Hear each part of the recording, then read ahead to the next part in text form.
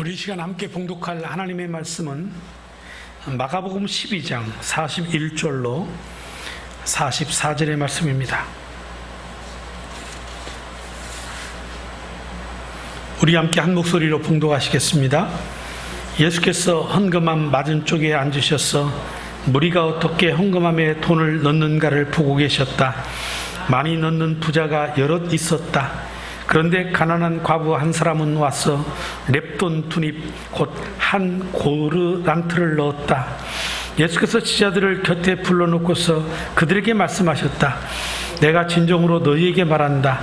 헌금함에 돈을 넣은 사람들 가운데 이 가난한 과부가 어느 누구보다도 더 많이 넣었다. 모두 다 넉넉한 데서 얼마씩을 떼어 넣었지만 이 과부는 가난한 가운데에서 가진 것 모두 곧 자기 생활비 전부를 털어 넣었다. 아멘. 오늘 봉독해드린 이 본문의 말씀을 중심으로 해서 하나님 앞에서의 삶을 살아가자, 하나님 앞에서 신앙생활하자, 이런 제목을 가지고 함께 말씀을 나누도록 하겠습니다. 말씀을 시작하기 이전에 한 장의 한 장면의 그림을 보겠습니다. 자, 이 그림은 오늘 본문의 말씀을 배경으로 해서 1840년 이 프랑스와 조제프 나베라고 하는 사람이 그린 가난한 과부의 헌금이라는 그러한 작품입니다. 작품의 오른쪽에 보면 맨 위에 쪽에 머리가 유별나게 무엇인가를 쓰고 있는 사람이 보이지요. 저게 바로 율법 학자들입니다. 하나님의 말씀을 적은 그 두루마리와 같은 것을 머리에 쓰고 있는 것입니다. 나는 이렇게 하나님의 말씀을 사모하고 이렇게 하나님의 말씀대로 살려고 노력한다. 이 서기관과 바리새인들이겠지요. 그리고 그 주변에는 예수님의 제자들이 있고 빨간 망토에 예수님이 계십니다. 중앙에 보면 가난한 이 과부가 아이 하나를 보듬고 손에 잡고서 작은 두랩돈의 헌금을 넣고 있습니다. 당시의 헌금함은 지금의 우리처럼의 헌금함이 아니고 저 항아리 모양의 작은 그런 것이 입구가 작은 그런 병입니다. 그래서 헌금을 넣으면 땡그랑 땡그랑 소리가 납니다. 그리고 그 옆에 보면 한 귀부인이 있는데 헌금을 하나님께 드리고 나서 남은 돈인지는 모르겠지만 밑에서 구걸하는 이 거린의 손에다가 이제 돈을 쥐어주고 있는 장면이 있고 그 뒤쪽에는 이 여인의 헌금하는 모습을 보고 있는 한 남자가 자신의 그 돈을 가지고 어찌할 바를 모르는 그러한 모습의 그림도 있고 그리고 부자들의 모습도 등장하고 있습니다. 당시 사용하던 이 돈은 지폐가 아니라 동전이었기 때문에 돈이 헌금함에 떨어지면 소리가 났습니다. 그래서 저 사람이 지금 얼마 정도의 헌금을 했구나, 이걸 대략적으로 짐작을 할 수 있었겠지요. 이 과부의 헌금은 두랩돈이라고 했습니다. 오늘날로 환산하면 1,000원이 좀 넘는, 많으면 1,200원 정도 되는 500원짜리 동전 2개를 넣었다고 생각하시면 됩니다. 아주 작은 돈이었습니다. 그런데 이 예수님과 제자들이 헌금함 맞은편에 앉아 있으시면서 많은 부자들이 와서 헌금하는 모습도 보시고 또 이 가난한 과부와 같이 작은 헌금을 드리는 모습도 보고 계셨습니다. 그리고 예수님께서 이 모습을 보시고 제자들에게 이 과부의 헌금에 대해서 말씀을 하십니다. 과연 예수님께서는 이 과부의 헌금을 보시고 뭐라고 말씀하셨을까요? 얘들아, 저것도 헌금이라고 하니? 이렇게 말씀하셨을까요? 아니면 어떤 말씀을 하셨을까요? 우리는 43절에 예수님께서 하신 말씀을 들을 수 있습니다. 예수께서 제자들을 곁에 불러놓고서 그들에게 말씀하셨다. 내가 진정으로 너희에게 말한다. 헌금함에 돈을 넣은 사람 가운데 이 가난한 과부가 어느 누구보다도 더 많이 넣었다. 여러분, 사실은 이 예수님의 말씀은 우리가 볼 때에는 틀린 말씀입니다. 부자들이 헌금을 월등하게 더 많이 했습니다. 하지만 예수님께서는 왜 이 여인의 이 작은 헌금을 보시고 가장 많이 헌금을 하셨다고 하셨을까? 이 헌금의 문제는 당시도 마찬가지이고 지금도 참 예민한 문제입니다. 그래서 성도들은 헌금에 대하여 여러 가지의 반응들을 보입니다. 그래서 이 본문의 말씀을 읽으면서도 각자의 생각들이 다 다른 겁니다. 그중에 어떤 사람들은 우리도 이 가난한 과부처럼 자기의 소유를 몽땅 하나님께 바쳐야만 예수님 앞에 칭찬을 받는단 말인가? 또는 모든 소유를 바치면 하나님이 100배, 1000배, 10,000배 축복해 주신단 말인가? 아니면 헌금을 할 때 왼손이 하는 것을 오른손이 모르게 하라고 그랬으니 은밀한 중에 하라고 말씀하시는 것인가? 여러 가지의 생각들이 들 수 있을 것입니다. 그래서 성도들 가운데에는 신앙생활하면서 이 헌금에 대해서 어떤 이들은 헌금을 율법적으로 자꾸 해석을 하려고 하는 사람들이 있습니다. 그래서 이런 사람들은 헌금이라고 하는 것, 11조라고 하는 것들은 구약의 제도이지 신약의 예수님의 새로운 은혜 시대에 와서는 헌금은 하지 않아도 된다, 이렇게 주장하는 사람도 있습니다.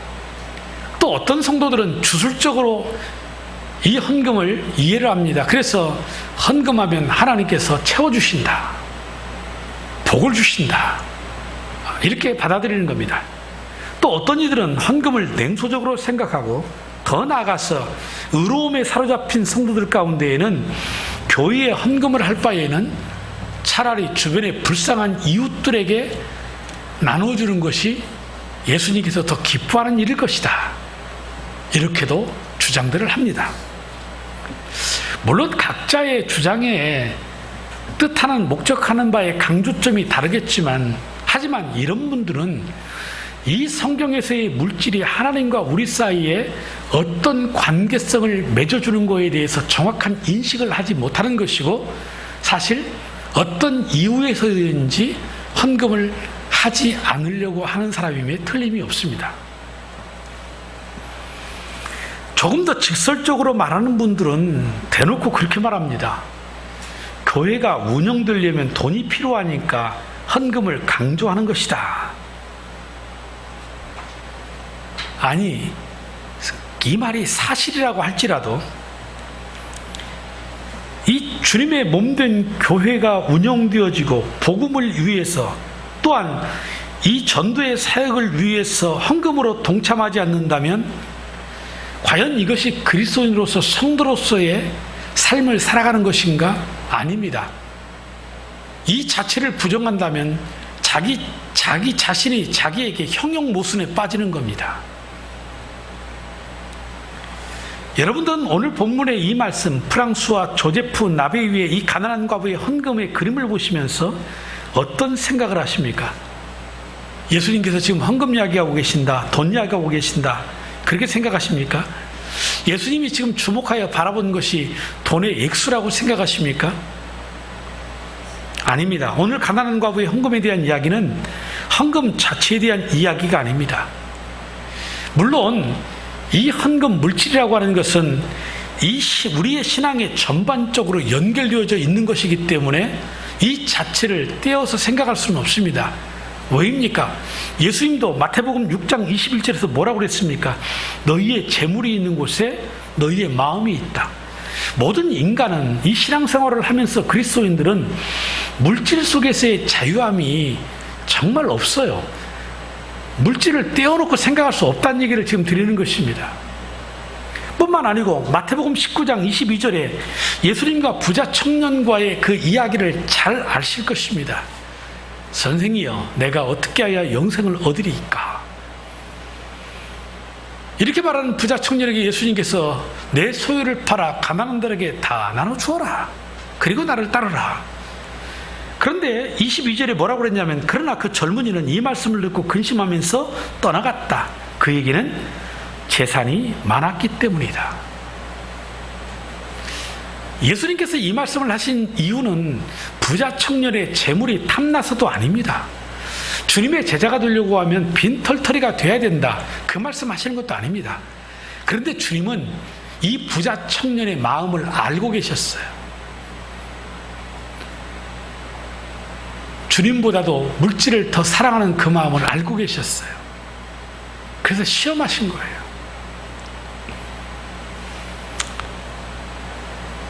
이렇듯 신앙과 물질은 연관성이 있습니다. 하지만 기억하십시오. 물질이, 헌금이 신앙의 핵심은 아닙니다. 예수님의 관심은 헌금의 액수가 아니라 서기관들의 위선과 과부의 진실성에 있었습니다. 이 서기관과 이 바리새인들, 이 부자들, 그 당시에 핵심축입니다. 많이 배운 사람들이고 삶의 현실적인 문제에 있어서 매우 그 합리적인 생각을 할 줄 아는 사람들입니다. 교육도 많이 받고 경제적인 여유도 있는 거지요. 이런 사람이 많은 사회가 건강한 사회이고, 이런 사람이 많은 공동체가 건강한 공동체가 될 수 있을 것입니다. 그런데 문제는 그들이 시간이 흐르면서 점점점 신앙의 순수성을 잃어버리고 그 신앙의 위선이 쌓이게 되었다는 것입니다. 그러니 어디를 가나 긴 옷을 입고 사람들이 많은 곳에서 기도하면서 어디를 가나 윗자리, 상석에 앉기를 좋아했고, 그런 자리에 앉는 것은 당연한 것이며 그렇게 대우해 주지 않을 때 섭섭함을 느꼈던 것입니다. 그래서 예수님께서는 겉과 속이 다른 저들을 하나의 비유의 예를 들어서 가난한 과부의 것을 탈취하면서 기도는 오래 하는 사람들이다, 이렇게 비유하시면서 이 서기관들을 삼가라라고 그렇게 교훈을 하셨던 것입니다. 우리들이 오늘 생각해 보아야 할 것은 바로 하나님 앞에서의 내 신앙의 진정성입니다. 많은 사람들이 하나님을 믿는다고 말하면 신앙생활 합니다. 예배도 드리고 기도도 드리고 헌금도 합니다. 그런데 문제는 시간이 지나면서 하나님 앞에서의 신앙생활을 하는 것이 아니고 사람 앞에서 신앙생활을 하는 것입니다. 자, 예배를 드리면 누구 앞에 예배를 드려야 합니까? 하나님 앞에서. 그런데 사람들이 있는 곳에서는 예배를 드리는 척하고 사람들이 없는 곳에서는 예배를 안 드립니다. 혹은 자기 마음대로입니다. 이게 예배를 드리는 건지 드리지 않는 것인지. 어쩌면 비대면의 예배를 가정에서 드리면서 우리가 빠질 수 있는 함정이지요. 과연 하나님 앞에서 예배한다면, 자, 기도를 합니다. 기도를 하나님께 드리는 것입니다. 그런데 사람들이 있으면 두 손 들고 기도하고 큰 소리로 기도하고, 사람들이 보이지 않는 곳에서는 기도하지 않습니다. 헌금을 드립니다. 하나님께 드리는 겁니다. 그래서 사람 앞에서는, 자기 이름이 드러나는 곳에서는 헌금을 하지만 그렇지 않으면 헌금도 하지 않습니다. 사실 코로나19 가운데 제가 위기라 이렇게 성도들에게 말하는 것은 제가 겁박하는 것이 아닙니다. 우리 교회만 해도 시간이 흐르면서 예배 인원이 점점 좀 줄어듭니다. 어차피 대면 예배는 정해진 인원이니까 그렇다 치더라도 비대면의 접속자들이 줍니다. 목사님, 저는 다른 교회 예배를 드렸어요. 네, 예배 드린 거예요. 예일교회 예배만 드려야 되는 것이 아니죠. 얼마든지 그럴 수 있어요. 여러분 그거 아세요? 비대면 시대에 대형교회들이, 성도들이 1년 만에 어느 교회는 3,000명이 늘었다고 그래요. 왜인 줄 아세요? 온라인 성도의 등록을 받기 때문입니다. 해외에 있든 지방에 있든 어디에 있든 상관없습니다. 등록을 받겠다라는 겁니다. 정식으로 온라인 교인으로 등록을 받는 겁니다. 통계에 의하면 재정적인 부분에서도 약 25% 정도가 다 줄었다 그렇게 말하는데, 그런 교회들은 재정이 5% 이상 늘었다 그러는 겁니다. 그 교회만 놓고 보면 문제될 게 전혀 없는 겁니다. 그런데 이 코로나19 가운데에 작은 교회들이 무너지고 있는 겁니다. 주님이 이 땅에 세운 교회의 존재 목적은 사라지고 뭔가 잘못되고 있는 것이지요. 결국은 우리의 성도들도 얼마든지 다른 교회 예배 드릴 수 있지만은 나중에 가서는 예일의 공동체라는 이 공동체는 어떻게 될지 그 누구도 모르는 거지요. 이러다 보니까 어느 때에는 예배에서 성도들이 점점 멀어지니까 몇 주 전에는 헌금이 개척교회 때나 나올 만한 헌금이 나오는 거예요. 저는 우리의 성도들이 뭐 어떤 의도를 가지고 헌금을 안 했다 이렇게 생각은 하지 않아요. 그런데 예배에서 공동체에서 점점점 멀어지면서 나타나는 현상이다. 기도하는 사람들이 이제는 거의 코로나19 가운데 가정에서 기도하겠지 싶지만 성전에 오르드는 성도들의 모습을 보아도 점점점 줄어듭니다. 위기가 오는구나. 우리 예일교회도 위기가 올 수 있다. 그래서 이번 주부터 목장 예배 선포하고 우리가 영원 권하자 그 구호는 우리의 비전일지 몰라도 지금의 상황에서는 함께 기도하며 버텨내는 거다. 그런 절박함에서 말씀드리는 거예요. 나 개인의 신앙으로 봐서는 문제 없어요. 그런데 여러분, 리더와 우리 적어도 목자, 목녀, 교회의 직분자들은요, 예일의 교회라는 공동체를 의식하고 생각해야 돼요. 여러분들은 모르겠지만 지금 이 코로나19를 지나면서 목장이 해체된 목장은 없지만 교회를 벗어난 사람들을 생각하면 목장이 한두 개는 목장이 없어진 수가 이미 교회 밖에 있는 것 같아요. 그건 여러분들은 안 보이시죠? 그런데 제 눈에는 이미 보여요. 그래서 제가 이런 고민을 계속 기도하면서 하다가 조영근 전사가 옆에서 이제 작업하고 있는데, 조 전사, 이 코로나19 가운데 하나님 앞에 우리가 비대면으로 예배 드리는데 집에서 드리는 예배에는 헌금을 안 해도 되는가? 내가 몰라서 물어봤겠어요? 내가 성도들의 입장에서 생각해 보니 그럴 수 있어요. 어려우면 못하는 거지요. 당연한 거 아니겠어요? 없는데 어떻게 하겠어요? 그런데 조전사도 성도들의 입장에서 생각할 수 있고 내 생각과 다를 수 있으니까 어떻게 생각해? 그랬더니 조금 더 망설임 없이 어디에서 예배를 드리든 하나님 앞에서 예배한다면 헌금은 당연히 해야 하는 것 아니겠어요? 이 말할 때 하나님 앞에서 이 말입니다. 하나님 앞에서 예배하고 하나님 앞에서 기도하고 하나님 앞에서 헌금하는 것이다.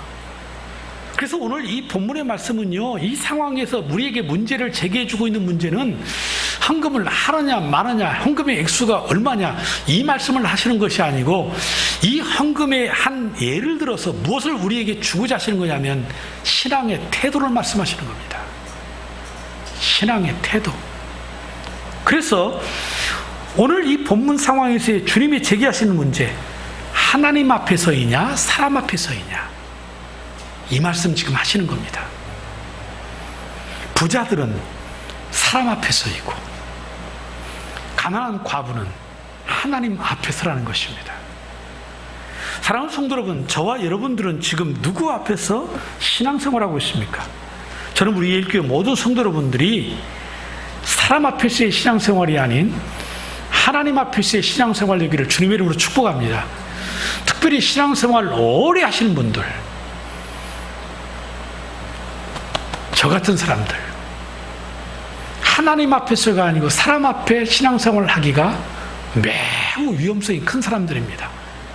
저도 목사로서 때로는 고민을 해요. 이 말씀을 준비하면서 여러분들이 하지 못하는 또 다른 제 자신에게 질문이 그거거든요. 너는 사람 앞에서 목회하냐? 하나님 앞에서, 내 앞에서 목회하느냐?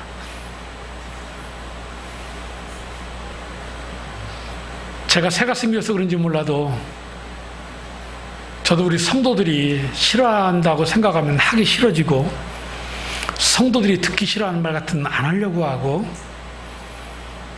그런 경향이 있어요. 왜 그래요? 사람 두려워하니까 그런 거지요. 사람 앞에서 목회하려니까 그런 거지요. 성도들이 떠나가면 어떻게 하나? 이런 두려움 때문에 그러는 것이겠죠. 하지만 내가 하나님의 말씀을 전하고 정말 하나님의 뜻대로 목회를 한다고 한다면 사람 두려워하지 말고 하나님 앞에서 믿음으로 담대하게 이 목회해야 되는 거 아니겠어요? 그렇게 설교하고 외쳐야 되는 거 아니겠어요? 그래야 되겠지요. 뭐 일부 때도 그렇습니다만 이런 설교 들으시는 여러분들 매우 경직되어 있는 것 같습니다. 마치 저한테 혼나는 것 같이 생각이 드십니까? 아닙니다. 그런데 말씀드린 것처럼 제가 여러분 듣기 좋아하는 말만 하고 뭐 그런다면 제가 여러분들을 하나님께로 인도하는 것이 아니고 저 연자맷돌 목에 들리워서 저 바다에 던지는 것과 똑같지 않겠습니까? 맹인이 맹인을 인도하는 것과 같은 그런 목사이지 않겠습니까? 다시 말씀드리지만 오늘 이 말씀을 통해서 제가 지금 여러분들에게 헌금 얘기를 하는 것이 아니고 신앙의 태도에 대해서 이야기를 한다라는 것을 말씀을 드립니다. 신앙은 사람 앞에서 하는 것이 아니고 하나님 앞에서 하는 것입니다. 그래서 예수님은 사람 앞에서 신앙생활하는 이 서기관들의 태도를 40절에서 직설적으로 비판을 하신 것입니다. 그들은 과부들의 가산을 삼키고 남에게 보이려고 길게 기도한다. 이런 사람들이야말로 더 엄한 심판을 받을 것이다. 그래서 오늘 이 과부의 헌금의 교훈은요, 이 앞에서 우리가 살펴보았던 서기관들의 그 위선의 신앙과 비교하여 함께 겹쳐져서 이어서 하시는 말씀입니다. 여러분, 지난 시간 말씀처럼 서기관들 과부의 가산을 강탈하지 않습니까? 법을 이용해서 합법적으로 가장해서 가난한 자들의 것을 도와주는 것 쳐가면서 결국은 그들의 것을 수탈하고 빼앗았다. 그러면서도 겉으로는 신앙생활 잘하고 하나님 잘 섬기고 기도 잘하는 것처럼 길게 오래 기도했다라는 뜻은 본인이 결정할 시간의 문제이지만 그 속에 담긴 뜻이 뭐예요?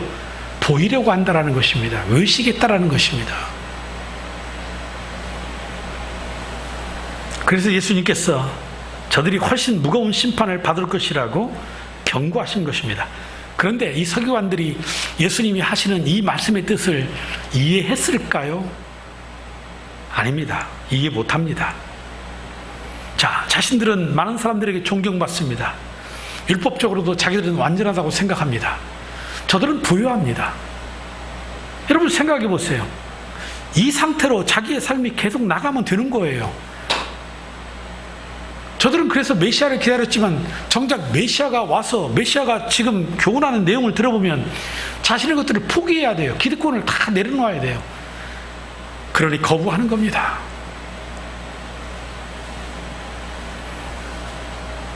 영혼이 잘 되고 있고 범사가 잘 되고 있으니까 더 바랄 게 없는 거지요. 만약에 오늘 우리들도 당장 누리는 것만으로 생각할 때 전혀 나의 삶은 문제가 없다. 뭐 애들도 잘 커주고 뭐 그래도 뭐 먹는 게 염려 없고, 만약에 그런 상태에서 이 말씀을 판단하신다면 예수님이 오늘 하신 이 말씀은 전혀 의미 없는 말씀일 겁니다. 하지만 우리 기억해야 합니다. 임박한 하나님의 나라 앞에서 예수님의 말씀은 준엄한 말씀인데 이 말씀 앞에서 우리 자신을 살펴야 합니다. 내가 사람 앞에서 신앙생활하는가? 하나님 앞에서 신앙생활하는가? 사람 앞에서 한다면 결국은 이 서기관들처럼 멸망이요, 하나님 앞에서 한다면 비록 두렙돈의 작은 헌금을 주님 앞에 드릴 수밖에 없는 처지에 있을지라도 하나님 앞에서는 영생을 얻게 될 것입니다. 여러분들 지금처럼 아무 문제 없고 하는 일들 잘 되고 자식들도 잘 커주고 있으니 더 바랄 것이 없다고 생각하십니까? 이런 분들에게는 기도의 제목을 물어보면 기도의 제목이 없다라고 말합니다. 당연히 없겠지요. 다 잘 되고 있는데 뭐가 바랄 게 있겠어요? 하지만 오늘 이 본문의 맥락처럼 아무리 나의 삶에 문제가 없고 어려움이 없다 하더라도 그 속에서 하나님 앞에서의 이 진정성의 신앙이 없다라고 한다면 오늘 주님 앞에 내 신앙은 그 어느 때보다도 돈이 없어서 위기, 자식들이 속을 속에서 위기, 건강을 잃어버려서의 위기, 이러한 위기 때보다도 더 위험한 때인 줄을 깨달아야 합니다. 모든 것 잘 되니까 예배 소홀히 하고, 모든 것 잘 되니까 기도하지 않고, 모든 것 잘 되니까 헌금하지 않고, 모든 것 잘 되니까 자기 중심적인 삶을 산다? 이런 사람들은 주님을 이용해서 자기의 유익을 도모하는 사람들입니다. 그러다가 자기의 문제가 생기면 그때는 또 예배에 집중하고 또 기도하고 또 뭐 하나님 앞에 드리고 복 주세요. 아닙니다. 그래서 오늘 우리는 이 본문의 말씀을 통해서 우리 자신의 신앙에 힘겨움이 있을지는 모르겠지만 우리 도전 받아야 합니다. 그래서 저는 이 말씀을 보면서 우리의 신앙생활의 태도와 예를 들면 헌금하는 예를 주님이 들으셨으니 헌금 생활 어떻게 해야 할 것인가, 저는 이 두 가지의 자세만 잊지 않으면 된다고 생각합니다. 첫 번째가 뭐냐면 말씀드린 것처럼 사람 앞에서 하지 마시고 언제나 하나님 앞에서 신앙생활 하시기를 바랍니다. 제가 아는 목사님은 교회에 재정이 필요하면 성도들의 가정을 찾아가 신방하고 사업장을 찾아가서 신방을 한답니다. 그래서 그 가정의 형편, 사업장의 형편을 따라서 장로님, 이번에 교회가 이런 일을 하는데 헌금이 필요합니다.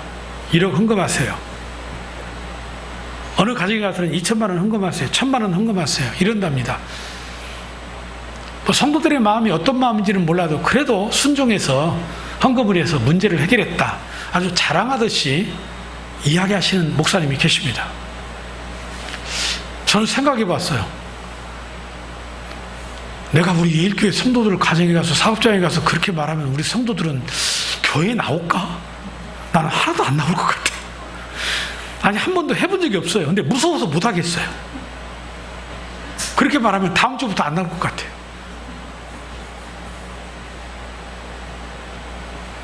헌금은 복을 받기 위한 수단이나 조건은 아닙니다. 하지만 여러분, 그렇다고 해서 헌금을 하지 말아야 된다, 이렇게 생각하는 것은 더 위험한 신앙입니다. 앞에서 이미 전제했던 것처럼 하나님과 우리 사이의 사랑이라고 하는 것, 하나님은 우리를 위하여 예수 그리스도라고 하는 자신의 독생자를 죽이셨어요. 우리는 하나님을 향하여 사랑하는 표, 어쩌면 우리가 정말 생명과 같이 목숨과 같이 여기는 물질이라는 것, 어쩌면 이것들을 통해서 내가 이렇게 사랑하여 하나님을 이렇게 말하는 표시인지도 모르겠어요. 이것을 빼버린다면 무엇이지요? 말로만 사랑한다라는 건가요? 그렇다고 하나님이 뭐 우리가 헌금하면 이 헌금을 하나님 나라로 다 가져가 버리십니까? 우리가 헌금 드리고 기도 끝나면 뿅 하고 하늘로 올라가 버리십니까? 만약에 그렇다면 저는 내 집을 팔 자신이 있습니다. 아, 집은 없어요 아직. 진짜 받으신다면 못할 게 뭐 있겠어요? 그게 하나님의 살아계심인데 얼마든지 할 수 있어요.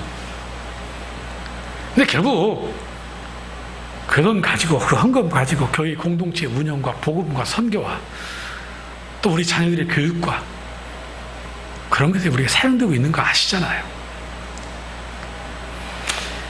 그래서 성경에 보면 하나님께서 지시하신 말씀을 이렇게 구분할 수 있어요. 하나는 하라, 하나는 뭡니까? 하지 마라입니다. 하라고 하는 거 하고 하지 말라는 거 안 하면 되는 겁니다. 그런데 헌금은 뭡니까? 하나님이 하라는 겁니다. 따라서 우리가 헌금을 드릴 때 헌금을 드렸으니까 복을 받는다, 그렇게 이해하시면 안 됩니다. 하나님이 하라라고 하신 그 말씀에 내가 믿음으로 순종하니 하나님이 내 인생을 책임져 주고 나를 축복해 주시더라. 아, 믿음의 순종의 표현이구나. 물질이라는 건 그 이상의 가치가 없어요, 하나님 앞 관계 속에서는. 그래서 하나님과 아브라함 사이에 뭐가 있었습니까? 이삭이 있잖아요. 그 아들을 잡아서 죽여라, 제물로 바쳐라. 근데 아브라함이 순종하잖아요. 그러니까 하나님이 뭐라고 그래요? 네가 이제야 나를 사랑하는 줄을 알겠다 그러세요. 그런데 하나님이 이 이삭을 죽이도록 내버려 두셨나요? 아니지요. 아들도 살리셨고 아브라함을 나의 포시라고 하시고 이제는 아브라함이 아니고 아브라함이라 열국의 아비가 될 것이다 라고 약속하시지 않습니까?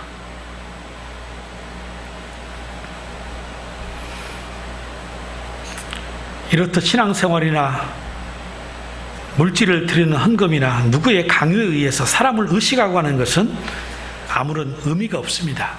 오히려 그런 신앙은 위선을 낳습니다. 드리고도 복받지 못하는 어리석은 신앙이 될 수밖에 없는 것입니다. 그러므로 사랑하는 성도 여러분, 예배를 드리든 기도를 하든 헌금을 하든 헌신과 봉사를 하든 어떤 태도를 가지고 하라는 겁니까? 사람 앞에서 하지 마시고 하나님 앞에서 하시기를 주님의 이름으로 부탁을 드립니다. 그리고 두 번째로는 마음을 다하는 신앙이 되어야 합니다.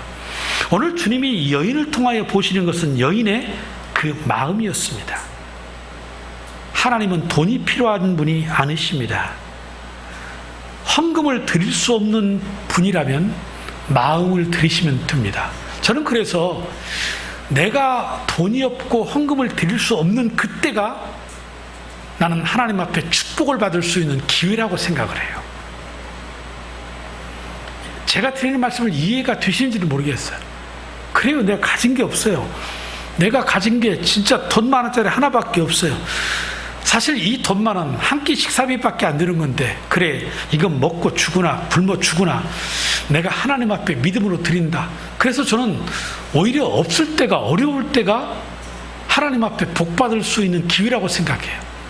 그래서요, 헌금이 돈이 없을 때는 헌금하는 게 별로 시험이 안 들어요. 여러분 경험해 보지 않으셨나요?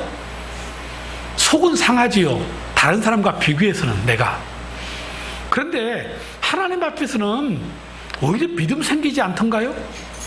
하나님이 나 굶어 주시겠어?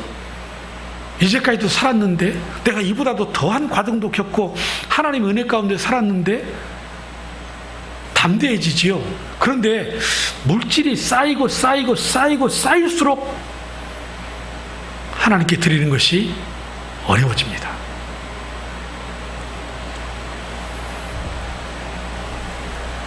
그래서 돈이 없어 헌금을 못한다고 죄책감 가질 필요 없어요. 만약에 제가 헌금을 이야기하면서 여러분들에게 죄책감을 심어준다면 저는 매우 잘못된 목사일 겁니다. 여러분, 헌금을 마음껏 드리지 못한다고 죄책감 가질 필요 아무것도 없습니다. 그런데 안 하기는 그렇고 하자니 그렇고, 여기에 뭐가 드러나는 겁니까? 하나님 앞에 내 마음이 드러나는 겁니다. 이게 나를 사실 힘들게 하는 거고, 이것이 나를 자유롭지 못하게 하는 것이지, 사실 누가 나를 구속합니까? 결정은 다 내가 하는 건데. 바로 그런 얘기입니다. 그렇기 때문에 성도들은 신앙생활의 중심에 나타나는 어떤 현상이나 물질 이런 것 가지고 판단하지 마시고 내 신앙의 중심에 내 마음을 두시면 됩니다. 하나님은 우리의 마음을 받으시는 하나님이십니다. 저는 이 말이 사실인지는 모르겠어요. 제가 직접 들은 얘기는 아닙니다. 어느 교회에서 어느 성도가 1억 원을 헌금했답니다. 대단하지요. 그런데 몇 주가 지나서 목사님께서 당회를 열어서 그 성도를 부르고 헌금 1억 원을 다시금 돌려주었답니다. 도대체 어떤 사연이 있었을까요? 저는 아직까지 헌금을 돌려줘 본 적은 없습니다. 돌려달라고 한 사람도 아직은 없습니다. 그런데 간혹 교회들마다 헌금을 돌려달라고 하는 성도들은 있답니다. 교회를 떠나면서 내가 이 정도 헌금했으니 나 헌금 한 거 다 주시오. 실제적으로 있었던 사건들이에요. 그런데 이런 예는 정반대예요. 교회가 불러서 헌금 1억 원을 다시 돌려주는 거예요. 그 이유는 이렇습니다. 그 성도는 하나님 앞에 헌금한다고 헌금을 했어요. 그런데 헌금을 하고 나서 사람들을 만나면서 뭐라고 얘기를 하냐면 내가 1억 헌금했어 자랑하고 다니는 거예요. 그리고 사람들이 알아요. 저 사람이 어떻게 돈을 벌어서 저 1억 원을 헌금했는지. 그게 목사님 귀에 들려오는데 이것이 그리 덕스러운 그 돈이 아니었던 거지요. 그러니까 이런 이야기를 들을 때 이 목사님이 헌금 1억 한 것을 처음에는 기쁘게 받으실 생각할지는 모르겠지만, 뭐 하나님과 하나님의 판단이 있지만, 목사도 그런 헌금 들어오면 가슴 설렐 것 같아요. 저는 저도 설렐 것 같아요. 와! 근데 그런 이야기를 들을 때 하나님은 그렇게 말씀하지 않으셨는데, 예를 들어서 성경에도 창녀가 몸을 팔아서 돈을 벌어서 헌금하는 것을 받지 말라고 그랬거든요. 그런데 이걸 어떻게 생각을 해야 되나? 그래서 당회를 모고 이런 일이 있는데 어떻게 합니까? 돌려줍시다. 그게 맞습니다. 그래서 돌려주었다는 겁니다. 여러분, 헌금은 하나님 앞에서 하는 것이고 마음을 드리는 믿음의 순종의 표현인데, 이 헌금이 죄와 불순종에 대한 면죄부가 되어서는 안 되지 않습니까? 내가 어떤 삶을 살든지 간에 돈 벌어서 하나님께 드리면 그저 내 마음은 편해질지 모르겠어요. 자기 자신의 어떤 마음의 편안함을 위해서 그래도 내가 그렇게 돈을 벌었을지라도 하나님 앞에 헌금했지 않았냐? 그럼 하나님이 이 죽일 놈 하시다가 그래도 네가 헌금을 1억 했으니 내가 너 봐줄게, 그러시는 하나님이실까요? 아니지 않겠어요? 그래서 아모스 5장 21절로 24절을 보십시오. 나는 너희가 벌이는 절기 행사들이 싫다, 역겹다 그랬어요. 절기 누가 지키라고 그랬어요? 하나님이. 그런데 싫다, 역겹다 그래요? 그 다음에 너희가 성위로 모여도 도무지 기쁘지 않다. 누가 성위로 모이라고 그랬어요? 하나님이. 그래서 성위로 모였다는데 하나님이 기쁘지 않대요. 너희가 나에게 번제물이나 곡식제물을 바친다 해도 내가 그 제물을 받지 않겠다. 아니, 누가 곡식제물이나 번제나 제물을 바치라고 그랬어요? 하나님이요. 그래서 그 말씀 따라 성도들은 드렸다고 하는데 하나님이 뭐라고 그래요? 받지 않겠다. 너희가 화목제로 바치는 살찐 짐승도 거들떠보지 않겠다. 시끄러운 너의 노랫소리 나의 앞에서 집어치워라. 너의 검은 굿소리도 나는 듣지 않겠다. 오늘날로 말하면 너희가 그 떠들고 손을 들고 몸짓으로 흔들면서 찬양하는 그 찬양소리, 야, 듣기 싫어 죽겠다, 그런 얘기입니다. 아니, 언제는 찬양을 하시라고 하시더니 이제는 듣기 싫다고 하십니다. 왜 그럴까요? 너희는 다만 공의가 물처럼 흐르게 하고 정의가 마르지 않는 강처럼 흐르게 하여라. 신앙생활은 하라는 대로 한다는 데에 초점이 있는 것이 아니고 그 속에 무엇이 있어야 된다는 얘기입니까? 하나님을 사랑하는 마음입니다. 마음. 그래서 우리는 하나님을 사랑하되 마음 다하고 뜻 다하고 정성 다하고, 다 이런 표현들이 뭡니까? 중심이에요. 태도예요. 그래서 하나님 앞에서 하나님을 사랑한다면 동일한 예배인데도 다른 겁니다. 동일한 헌금을 드려도 다른 겁니다. 동일한 찬양을 해도 다른 겁니다. 동일한 헌신과 봉사를 해도 하나는 하나님께서 받지 않으시고 하나는 하나님께서 기쁘게 흡양하시고 받으시는 겁니다. 그것이 가인과 아벨의 제사 아니었겠어요? 그러므로 여러분, 오늘부터 내가 신앙생활을 한다, 내가 헌금을 드린다, 뭐 찬양을 한다, 기도를 한다, 예배를 드린다, 어떤 형태의 무엇을 하나님 앞에 하시든 간에 여러분, 온전한 마음 다하고 뜻 다하여 하나님 앞에 사랑으로 하시기를 주님의 이름으로 축복합니다. 그래서 우리가 다른 사람에게 선물을 하면서 때로는 뭐라고 말하며 드립니까? 제 마음이니 받아주세요. 제 마음이니 받아주세요. 참 보잘것없을 때 그런 표현 하잖아요. 참 보잘것없고 적은 것이지만 제 마음이니 받아주세요. 그 말에는 제가 정말 최선을 다해서 존경의 마음을 담아서 사랑을 담아서 내가 드리는 겁니다. 그런 뜻입니다. 예를 든다면 기업부라는 회장이 아내의 생일을 맞이해서 1억짜리 다이아 반지 하나 딱 끼워주는 거 폼나지요. 어디 가도 자랑할 수 있지 않겠어요? 그런데 정말 빠듯한 월급 생활하면서 아이들 학원비들이야 뭐하랴, 정말 어려운데 왜 그리 기념일도 많고 생일도 많은지 좀 정리 좀 했으면 좋겠어요. 저는 법적으로 좀 무슨 얘기입니다만, 참 없는 사람들에게는 이것이 기쁜 날이 못 되잖아요. 왜? 할 수 있는 게 많이 없으니까. 그러니까 조그마한 구리가락지 하나 갖다 끼워주면서 아내에게 여보 미안해, 하지만 내 마음이야, 받아줘. 내가 다음에 돈 많이 벌면 내가 다이아 반지 해줄게.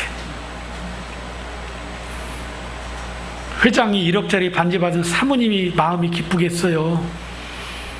이런 구리 반지 받은 이 아내가 기쁘겠어요? 나는 이 아내가 눈물을 흘렸을 것 같아요. 감격했어. 그러나 회장 부인은 절대로 감격하지 않았을 것이에요. 까짓 건 뭐 나도 그 돈 있는데 뭐 안 사주면 내가 사면 되는 거지. 어찌 그거 하나겠어요?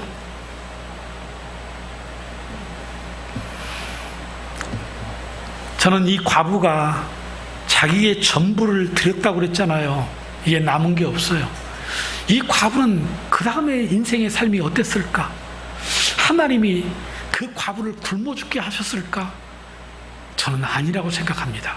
그렇다고 해서 전부를 드렸기 때문에 하나님이 떼부자 되게 해주셨다? 나는 그것도 아니라고 생각합니다. 그게 축복은 아니니까. 하지만 이 여인에게 하나님의 은혜가 있어. 비록 과부로서 이 두 자녀, 그 그림에 나오는 것처럼 자식이 둘이라면 두 자식과 함께 살아갈 때 하나님이 때를 따라 하나님이 먹이시고 입혀 주실 것이라고 생각합니다. 그게 저는 축복이라고 생각해요. 그래서 우리가 광야의 영성을 배워야 되는 겁니다. 광야 40년 이스라엘 백성들은 부자가 아니었어요. 그들은 가진 게 여전히 아무것도 없어요. 그런데 매일의 하나님의 은혜로 살지 않습니까? 빈들의 기적을 보십시오. 아무것도 가진 게 없고 물고기 2마리와 보리떡 5개지만은 하나님은 그 백성들을 먹이시는 하나님이시다. 이것이 축복 아니겠어요? 여러분, 제가 축복이 있는 사람이에요, 없는 사람이에요? 여러분 보시기에 축복이 있는 사람이죠. 아이고 목사님 뭐 그 몸 가지고 축복이라고 그러세요. 암수술 3번 하고 지금도 설교하고 이렇게 있는 사람 나보라고 그래. 나 자신이 있어요. 이거 하나님의 은혜로 지금 사는 거예요.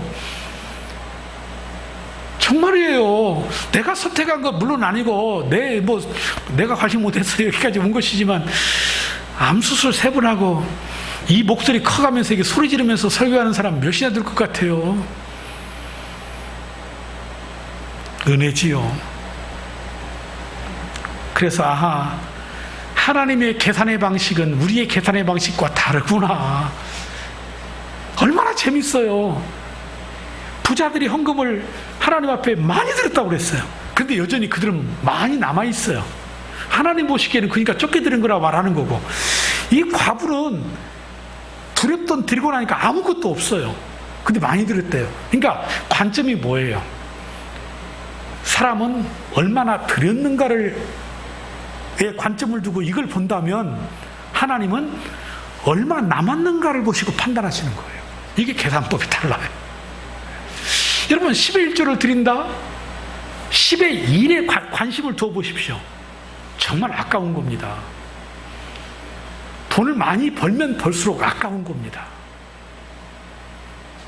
그런데 10의 9에 관심을 두어 보십시오. 10의 1은 드릴 수 있는 겁니다. 만약에 10의 9를 하나님이 가져가시고 10의 1만 나를 주신다면 나도 못 드릴 것 같아요. 하나님 앞에 이거 못 드릴 것 같아. 근데 내가 1이고 내가 9고 하나님이 1이에요. 근데 하나님이 2를 왜 주시려면 다 주시지, 왜 2를 주셔놓고 하나를 얘기하실까? 이게 바로 하나님과 나와의 사이에 있는 이 물질의 의미예요. 시간의 의미이고 충성의 의미이고 사랑의 의미예요. 말씀드린 것처럼 그래서 축복하시고, 그래서 그 돈 가지고 우리끼리 공동체를 위해서 하늘로 뿅 하고 가져가는 거 아니시고, 그래서 그 9의 은혜가 내게 매달, 매년 흘러가고 있는 겁니다. 그래서 저도 한번 흉내를 내고 싶어요. 어느 사모님 이야기인데, 이 사모님도 큰 암수술을 하셨어요. 이 분당에 있는 개척교회 목사님이었어요. 근데 지금 11년인가 2년인가 사세요. 그런데 암 수술을 하고 그 해가 되는 날, 그 1년 살면 그 해가 되면 떡을 해서 교인들에게 나눠주신대요. 나 1년 살았어요. 그러니까 지금 12년째 그 떡을 나눠주고 있는 거지요. 내년부터 권사님 저도 떡을 해야 할 것 같습니다. 근데 성도들이 막 많아지면 어떻게 하죠?